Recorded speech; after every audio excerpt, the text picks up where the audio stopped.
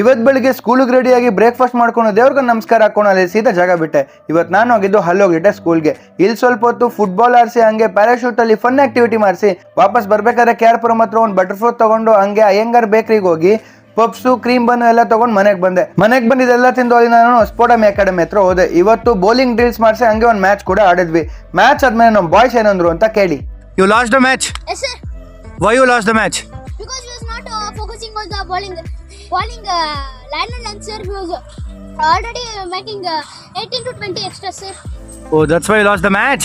Also, we should have teamwork, sir. Teamwork and it makes us perfect, sir. Yes, good. We won the match. You want to talk something about the match? Why? Okay, Vismaya, we won the match. Are you happy? Yes, sir. Very happy. We focused on the line and length. They were worried about the score, sir. Yeah. We were not